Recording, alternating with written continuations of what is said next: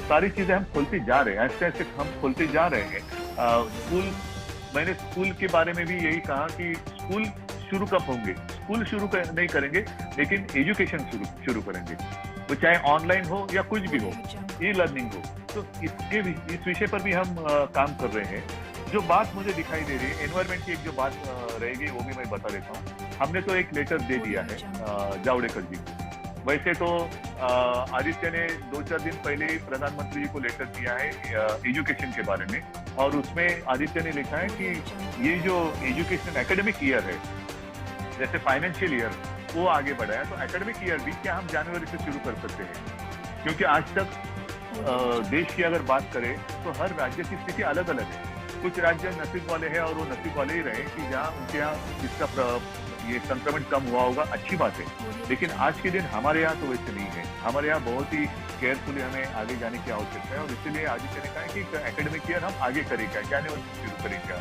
तो वैसे ही एनवायरमेंट की बात करें, हम क्या करते हैं? विकास चाहिए, हाँ चाहिए ना विकास। हम तो सरकार इसलिए सरकार में आए कि विकास के लिए आए हैं।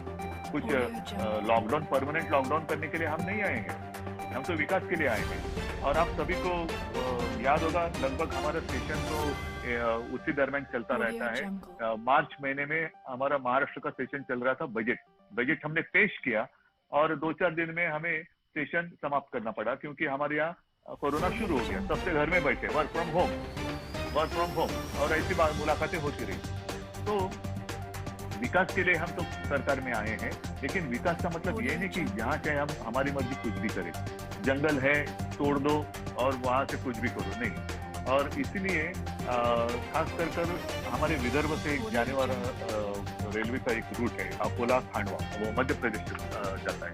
वो जाता है बीच हमारे जंगल से, मेलघाट, जो टाइगर का घना जंगल है। तो हमने उनको ये कहा है कि अल्टरनेट कुछ करें कि बीच जंगल से ये रास्ता जा रहे हैं, तो हम घुमा कर लेके जाएं, तो ज्यादा बस्ती, ज्यादा लोगों को इस्तेमाल होगा। कुछ ना कुछ सोच समझ कर करना चाहिए। आसान उत्तर हम जरूर निकाल सकते हैं, लेकिन आगे जाकर हमें आपत्ति आ सकती है। तो ये सारी बातें हमारी होती रहती है। लेकिन दीदी आपने जो बात कही कि हमें मिलते रहना चाहिए।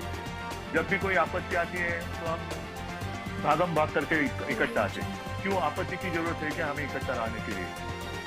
आपत्ति के बिना भी हमें मिलते रहना चाहिए। अगर हम हमेशा साथ रहेंगे तो आपत्ति की क्या हिम्मत है हमारे सामने आने की? हम हमेशा साथ रहेंगे तो आपत्ति भी डर कर रहेगी, अरे ये तो इससे इनके नजदीक जाने में खतरा है। आपत्ति को खतरा महसूस होना चाहिए, हमें नहीं। और ये जो बात हम जो कर रहे हैं, ये कॉमन मैन की बात है। जैसे जीएसटी की बात है, पैसा आएगा नहीं तो हम कैसे करेंगे? जैसे आपने कहा कि सारी बातें हम तो फ्री दे रहे हैं, ट्रीटमेंट फ्री दे रहे हैं, ये दे रहे हैं, वो दे रहे हैं। अभी इस सितंबर से लेकर वो केंद्र से जो पीपी वेंटिलेटर जो आने वाला था, आ रहा था, वो भी बंद होने जा रहा है।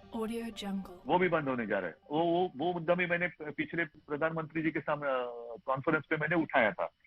एक एक चीज वो बंद करते जा रहे हैं, और हमारे यहाँ हमें देने की आवश्यकता हो रही है, जरूरत पड़ रही है। तो ये सारी बातें हमें सोच समझ कर एक प्रोग्राम बनाना चाहिए, और सब मिलकर हम जाएंगे, केंद्र के सामने जाएंगे। ठीक है, हमारा अधिकार है, हम भीख नहीं मांग रहे। जो बात आपने कही वो सच है, भीख नहीं मांग रहे, हमारा अधिकार है, हमारी जनता का अधिकार है। और हमारी जनता, ठीक है, हमें भी वोट दिया है, और सांसद प्रधानमंत्री जी को भी वोट दिया है। मतलब ये जनता कोई हमें वोट देने वाली जनता बाहर से आई है और वहाँ उनको वोट देने वाली जनता यहाँ की है, ऐसी बात नहीं। एक ही जनता है, जनता तो वही है।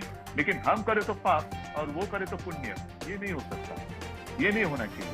और इसलिए मैं कहता हूँ कि सोच समझ कर एक प्रोग्राम होना चाहिए, मिलते तो रहना चाहिए। जब भी मौका मिले तो बिना मास्क, आज तो मैं बिना मास्क आपके साथ अपने बात कर रहा हूँ क्योंकि मैं मेरे घर पे बैठा हूँ। हेमंत जी, आप भी, और सारी बातें, क्योंकि हम अपने घर में। लेकिन उस दिन की हम कामना करते, प्रार्थना करते कि जल्द से जल्द ये कोरोना का संकट टल जाए और हम खुलेआम एक दूसरे के साथ ऐसे आमने सामने बैठकर बात कर सके। मुझे तो इतना ही कहना था। जो भी हमें करना है सब साथ मिलकर करेंगे।